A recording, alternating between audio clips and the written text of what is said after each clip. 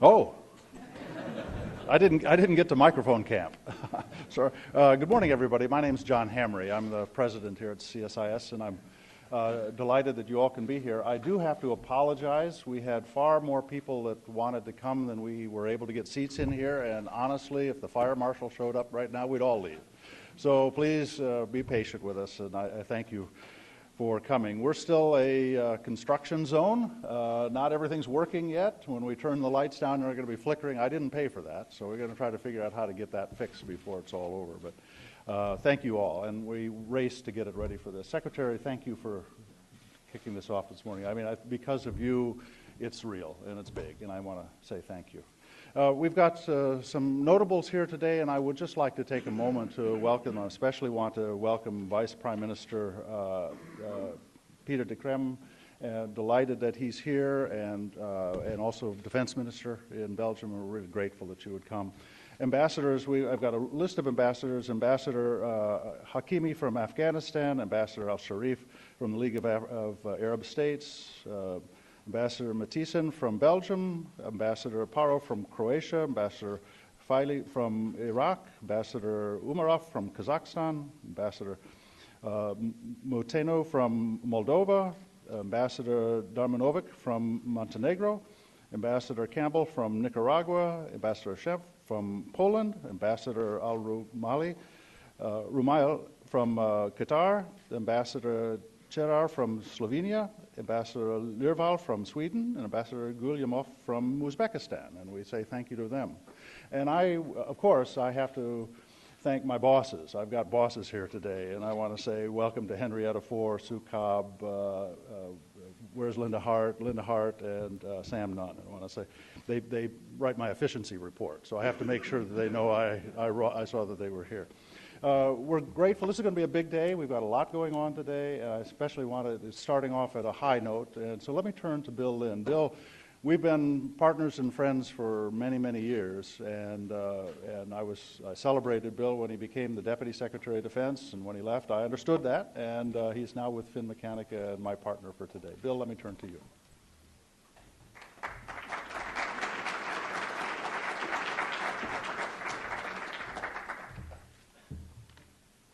Thank you, John. This is an enormous achievement. When you started this off, you probably didn't expect the economy to collapse, and to be able to build this fine building for the institution of CSIS, I think you've ensured that CSIS is going to remain a part of the Washington landscape for decades and to come, if not longer. So congratulations, John, on your achievement. If you've ever seen the organizational chart of the Department of Defense, you might have noticed that it's a little bit different from most corporate or business arrangements. Org structures tend to put people in boxes. And what you'll notice about the Pentagon is that the box at the very top has two people, not one, but two people in the same box. It's the Secretary of Defense and the Deputy Secretary of Defense. John Hamre and I have each had the pleasure of working inside that box. Not as the Secretary, mind you, but as the Deputy. And we can both tell you there are some downsides to this arrangement. Since the Secretary chooses who gets what assignments, you can guess who gets to visit with foreign leaders and who gets to go to Guantanamo. Yet, having watched firsthand from the closest possible position inside the box with the Secretary of Defense, I can tell you that Secretary Hagel has one of the toughest jobs in the world. The job entails an extraordinary range of responsibilities and demands a unique combination of personal qualities. And when you consider Secretary Hagel's experience and achievements, his resume reads like he's prepared for the job his entire life.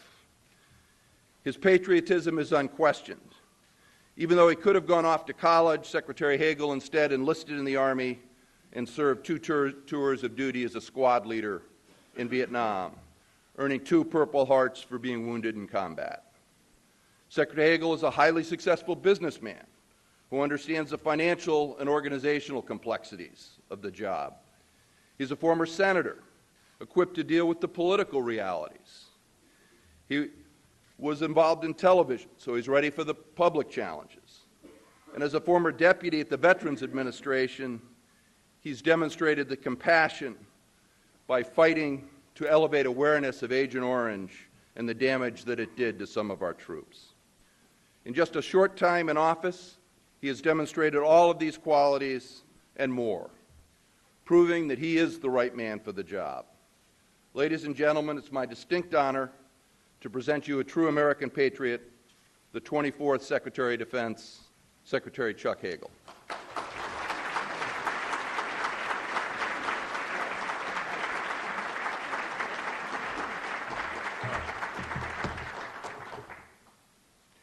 Bill, thank you. To my friend John Hamre, thank you. Thank you each for what you've done for our country, what you continue to do, and congratulations on this spectacular new building, John. This is not only a remarkable achievement, but it is a testament to this institution and what it has meant for so many years to this country, as it has contributed to the shaping and the molding and the outcomes of our policies in the world.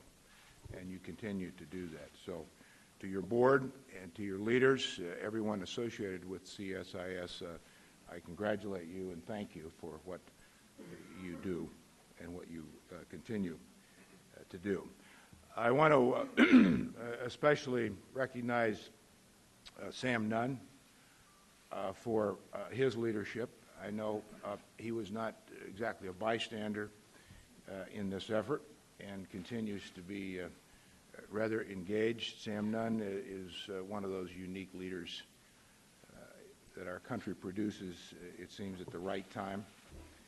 He has, for many, many years, been one of the real anchors of our national security policy and one of the real leaders of our country. And I know what he has meant to CSIS, and I particularly appreciated his risking his reputation in helping introduce me at my confirmation hearing. So I noticed that he quickly escaped after that, and after John Warner made the second introduction, Warner then said, "You're on your own, Chuck." Sam was more genteel. He just left. But I am honored to be here. I'm honored to be here to help welcome your participants and also kick off an always very important event. And again, congratulations. Today, this conference will discuss and continue to help shape America's long-term national security priorities. It continues a tradition going back to 1962, when Arleigh Burke and David Abshire brought together great thinkers, great leaders, like Edward Teller and Henry Kissinger, Jim Schlesinger, and others like those three men, for the Center's inaugural security conference. Their goal was to look 10 years into the future and define the political, military, and economic strategies that would help America ultimately prevail in the Cold War. To determine, as David Abshire once wrote, how to use power in all its forms to influence the actions of adversaries or would-be aggressors, as well as friends and allies. That is the essence of strategy. And this kind of long-term perspective is always needed and will always be required. But it is especially relevant today as we try to manage the complexities of a volatile, dangerous, and rapidly changing world, particularly when geopolitical and political gridlock and budget uncertainty here at home continue to undermine the strategies necessary to protect America's interest and enhance its future. I'd like to take this opportunity this morning to join you in looking out across the strategic landscape and share with you a few perspectives on our shifting long-term national security challenges, the U.S. military's role in addressing these challenges, and what this means for the Department of Defense going forward. As we all know, America's challenges are far different, far more dispersed, and far more complex today than the single defining threat we faced in 1962. They're also far different than they were in 2002, when our nation was reeling from the most devastating terrorist attack in our history, or even a few years ago, when 100,000 U.S. troops were on the ground in Iraq and tens of thousands of troops were on their way to Afghanistan. With the end of the Iraq War and the winding down of the combat mission in Afghanistan, President Obama has been moving the nation off a perpetual war footing, one in which America's priorities, policies, and relationships around the world were dominated by the response to 9/11. As the United States makes this transition to what comes after the post-9/11 era, we are only beginning to see the dramatic shifts underway that will define our future and shape our interactions in the world, and require our national security institutions to adjust and to adapt.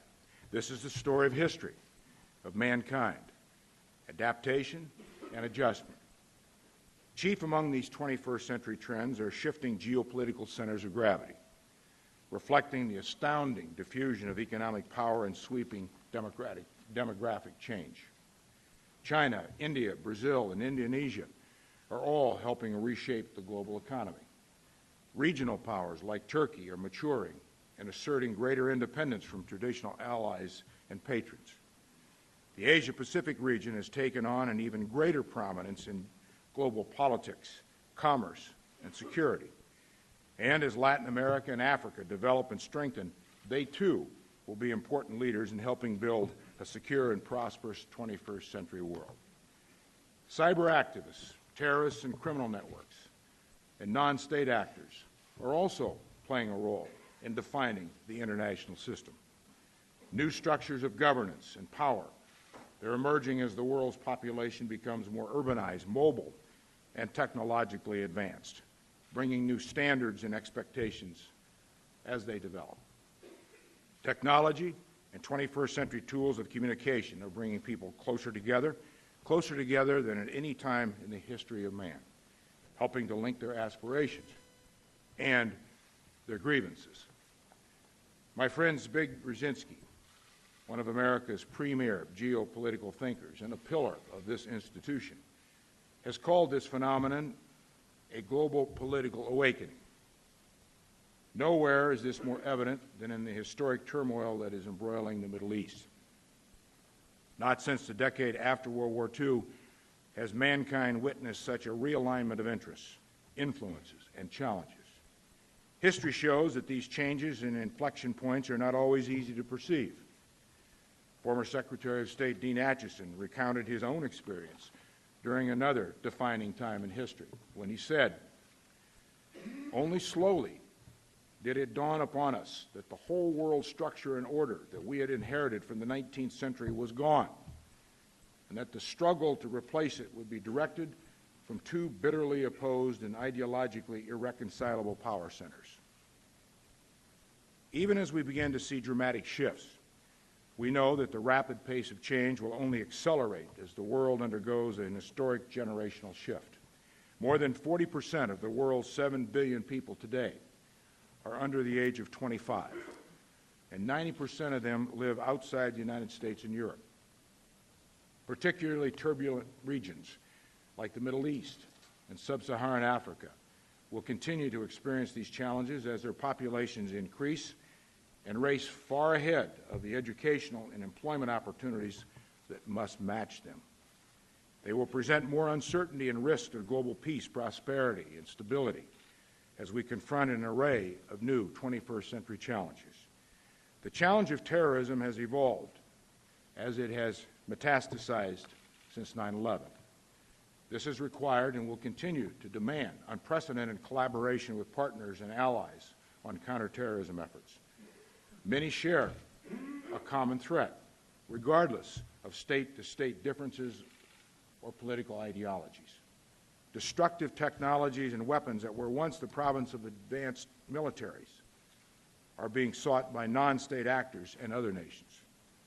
This will require our continued investment in cutting-edge defensive space and cyber technologies and capabilities, like missile defense, as well as offensive technologies and capabilities to deter aggressors and respond if we must.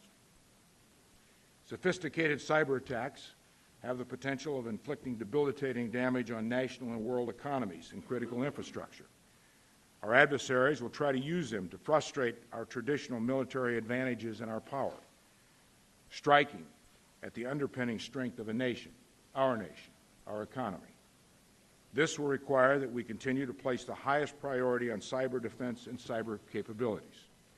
Meanwhile, natural disasters, pandemic diseases, and the proliferation of weapons of mass destruction all present further destabilizing realities to regions in the world.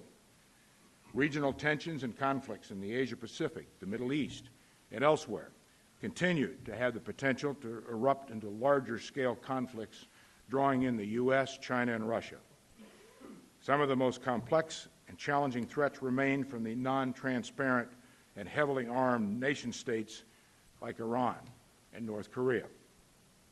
And we continue to adapt to present and emerging threats from non-state groups, terrorists and criminal networks, and from within weak states. As John Hamre has said, statehood can be a fiction that hides dangers lurking beneath. All of these challenges will be with us for the foreseeable future. There is not a short-term solution to these 21st century global threats and problems. We must manage through these short-term realities as we strategically engage these complex problems, staying focused on our long-term interests and long-term objectives and outcomes. Imperfect outcomes may be the best we can expect, working our way toward the higher ground of possible solutions and resolutions. Leveraging all aspects of our power, we must multiply and enhance our efforts by working through coalitions of common interest like NATO. This is, in fact, our future, just as we have done since World War II, but it now may be more essential than ever before. While these challenges are not America's responsibilities alone, they will demand America's continued global leadership and engagement. No other nation has the will, the power, the capacity, the capability, and the network of alliances to lead the international community in addressing them. However, sustaining our leadership will increasingly depend not only on the extent of our great power, but an appreciation of its limits and a wise deployment of our influence. We must not fall prey to the false notion of American decline. That is a false choice and far too simple an explanation. We must remain the world's only global leader. However, the insidious disease of hubris can undo America's great strengths. We also must not fall prey to hubris. National and personal anxieties about change and the rate of change will continue to dominate much of our public debate.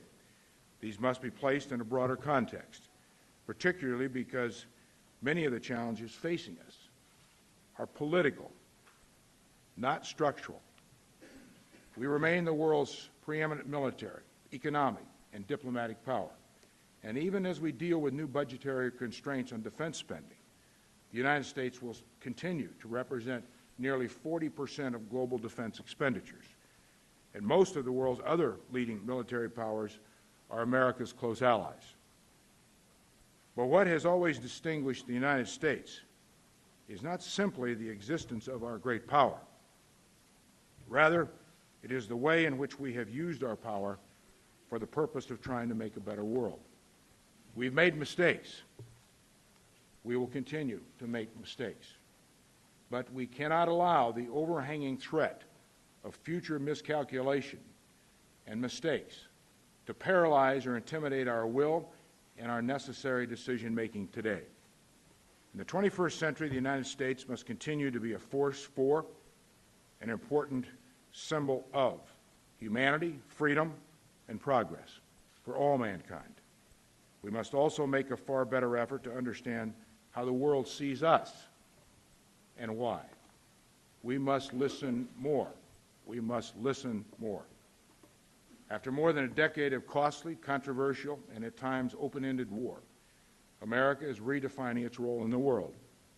At the same time, more Americans, including elected officials, are growing skeptical about our country's foreign engagements and responsibilities. But only looking inward is just as deadly as a trap as hubris. And we must avoid both in pursuing a successful foreign policy in the 21st century.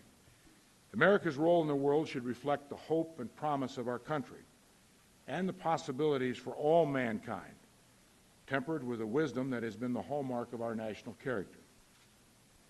That means pursuing a principled and engaged realism that employs diplomatic, economic, and security tools, as well as our values, to advance our security and our prosperity. As we look out across the strategic landscape, the United States military will remain an essential tool of American power and foreign policy, but one that must be used wisely, precisely, and judiciously. Most of the pressing security challenges I've described today have important diplomatic, national, and global, economic, and cultural components, and they cannot and will not be resolved by only military strength. As we go forward into a historically unpredictable world, we will need to place more of an emphasis on our civilian instruments of power, while adapting our military so that it remains strong, capable, second to none, and relevant in the face of threats markedly different from what shaped it during the Cold War and over the past 2 decades. America's hard power will always be critical to fashioning enduring solutions to global problems. But our success ultimately depends not on any one instrument of power. It depends on all of our instruments of power working together.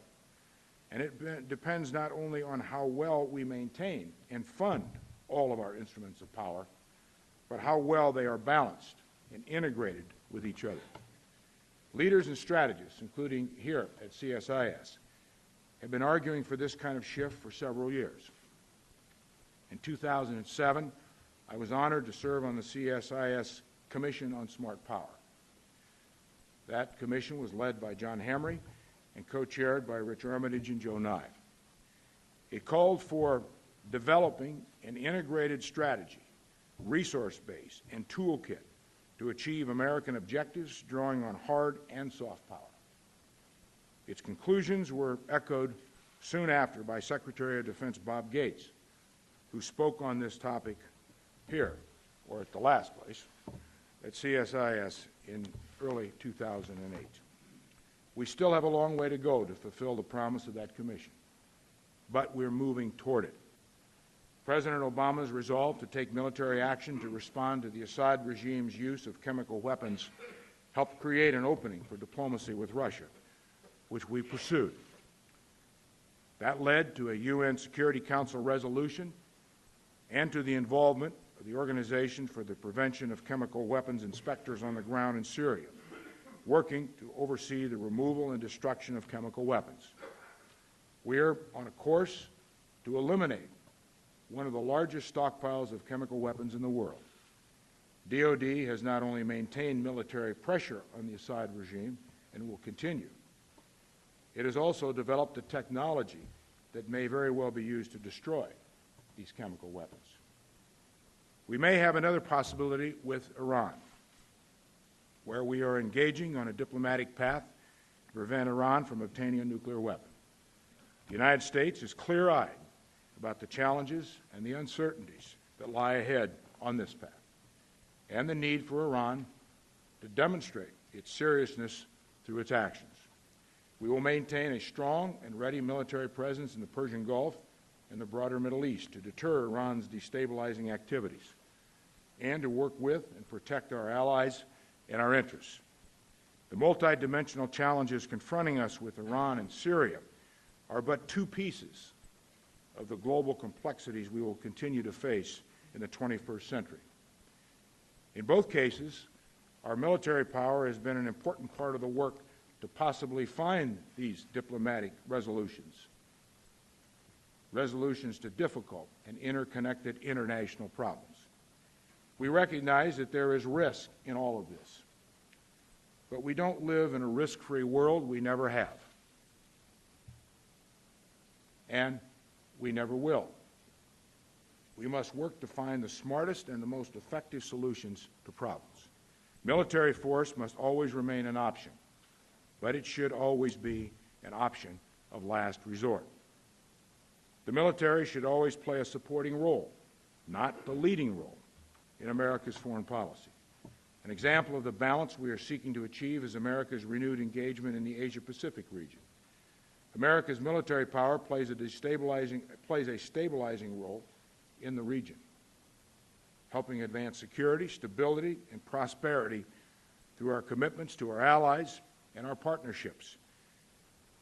And with them, they build new capabilities. But the Department of Defense is not in the lead for the rebalance of Asia-Pacific. It is an effort that also consists of important diplomatic, economic, trade, and cultural initiatives. All of these areas will remain a top priority as we continue to implement this strategy. Going forward, as we are doing in Asia-Pacific, the United States must use military strength as a supporting component of a comprehensive strategy to protect and advance American interests in the 21st century. This requires striking a careful balance between all elements of our power. Just as over-dependence on the military carries with it risks and consequences, letting our military strength atrophy would invite disaster. The United States must sustain the kind of hard military power that gives our diplomacy strength, assures our allies around the world, and deters our adversaries. We must continue to have a military of unmatched fighting power, and we must be prepared to respond to confrontation and crisis in a new and profoundly volatile world, working closely with our allies and our partners. The United States military has always proved capable of adapting to new realities and geopolitical alignments, even when resources were limited. In the face of reduced deficits in defense budgets and new challenges, our defense institutions must be reshaped to assure our military's continuing capacity, capability, and readiness. That includes a continued focus on capacity building for our allies and our partners, and working closely with them and through alliances. But today, we face the danger that our current budget crisis and the steep, abrupt, and deep cuts imposed by sequestration will cause an unnecessary, strategically unsound, and dangerous degradation in military readiness and capability.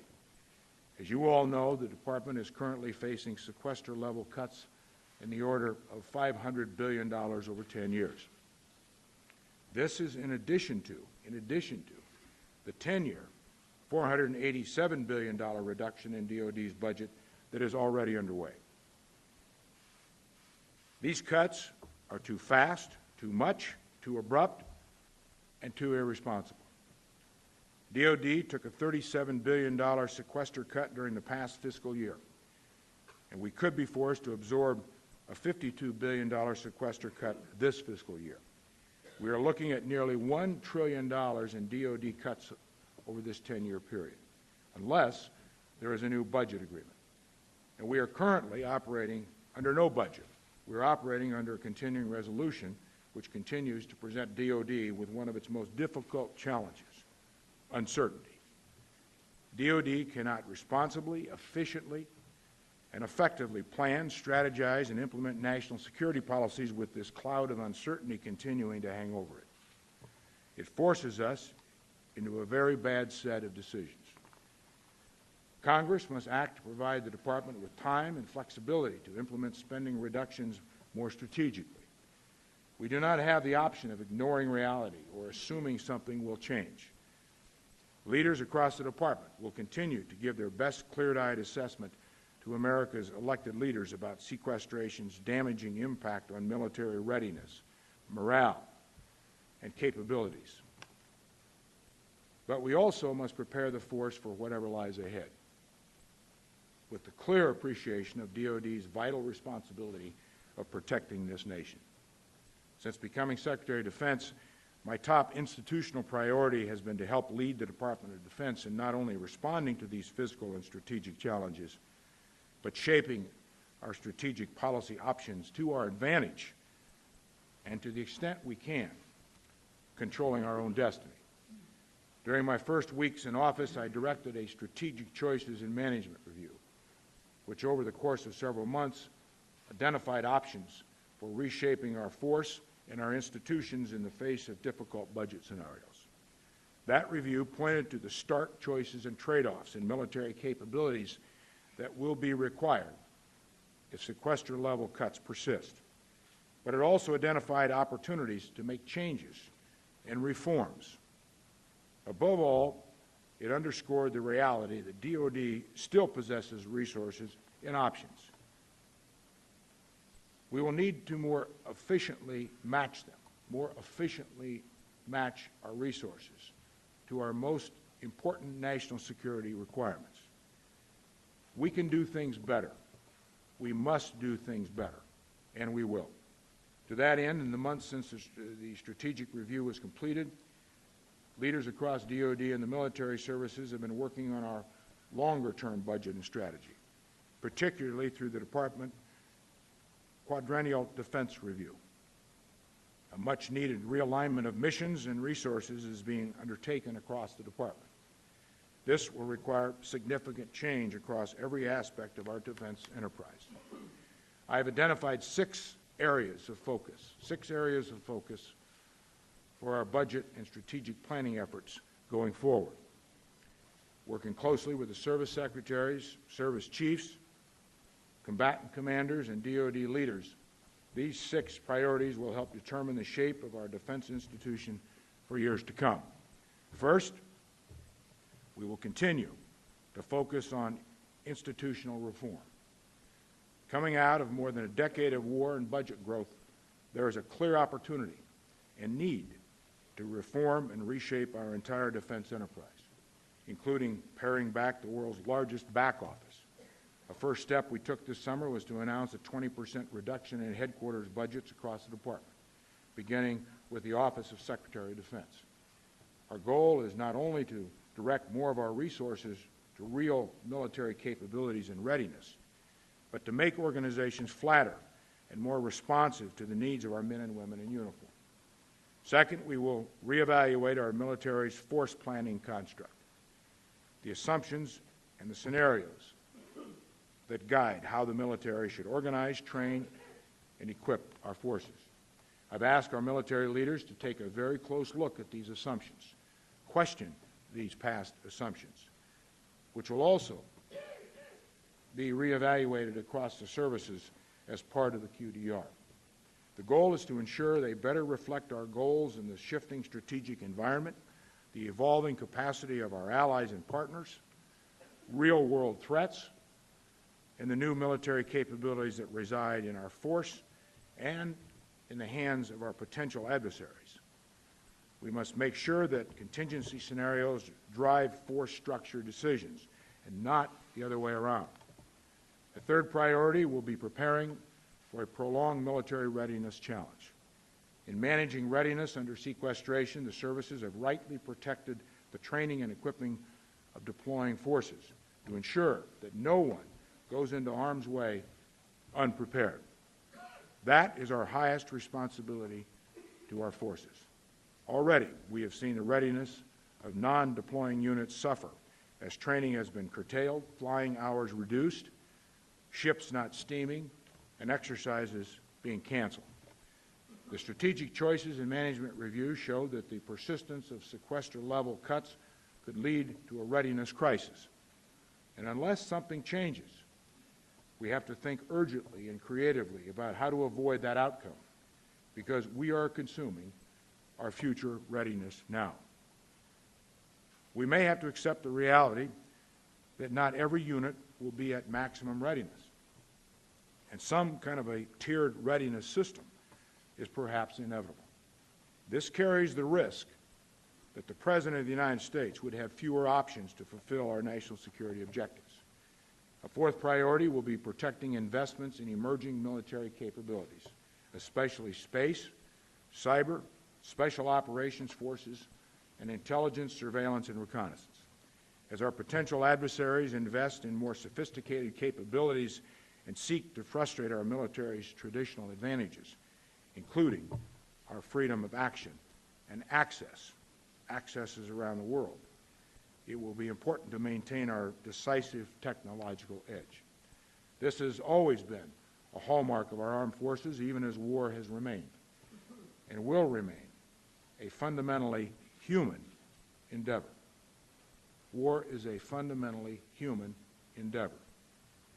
Our fifth priority is balance.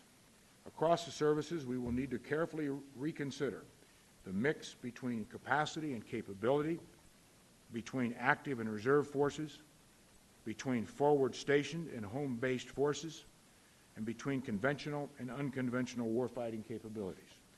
In some cases, we will make a shift, for example, by prioritizing a smaller, modern, and capable military over a larger force with older equipment. We will also favor a globally active and engaged force over a garrison force. We will look to better leverage the reserve component, tempered by the knowledge and experience that part-time units, in ground forces especially, cannot expect to perform at the same levels as full-time units, at least in a conflict's early stages. In other cases, we will seek to preserve existing balance, for example, by trying to control areas of runaway cost growth. And our sixth priority is personnel and compensation policy, maybe the most difficult. Without serious attempts to achieve significant savings in this area, which consumes roughly now half of the DoD budget and is increasing every year, we risk becoming an unbalanced force, one that is well compensated, but poorly trained and equipped with limited readiness and capability. Going forward, we will have to make hard choices in this area in order to ensure that our defense enterprise is sustainable for the 21st century. Congress must permit meaningful reforms as they slash the overall budget. We will need Congress as a willing partner in making tough choices to bend the cost curve on personnel, while meeting all of our responsibilities to all of our people. Even as we pursue change across the Department of Defense, the greatest responsibility of leadership will always remain the people we represent, our men and women in uniform, their families, and our dedicated civilian workforce.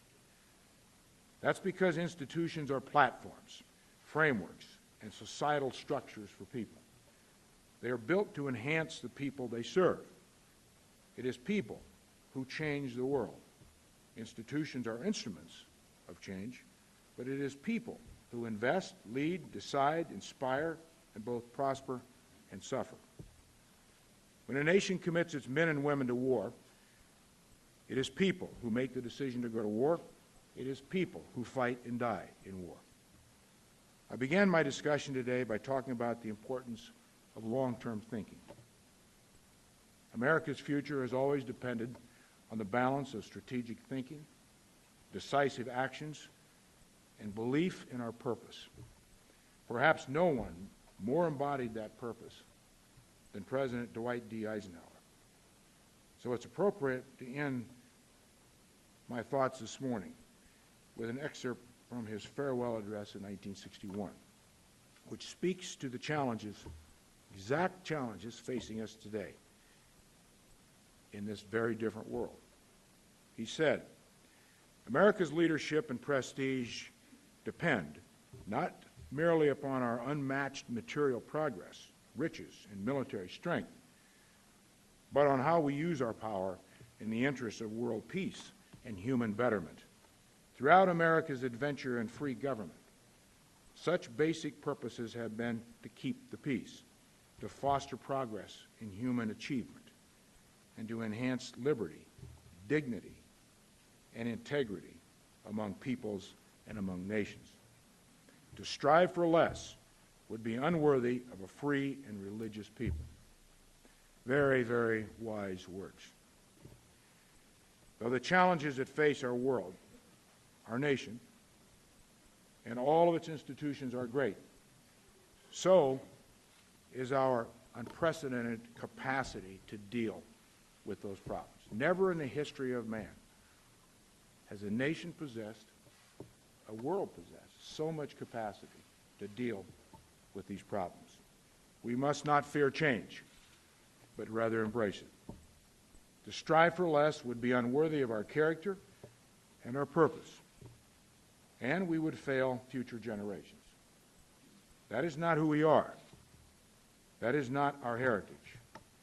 That is not our destiny. Thank you.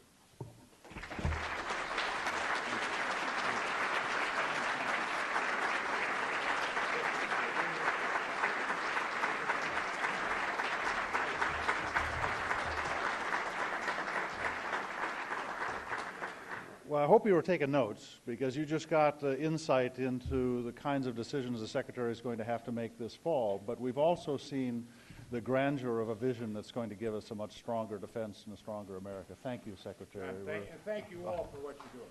Thank you.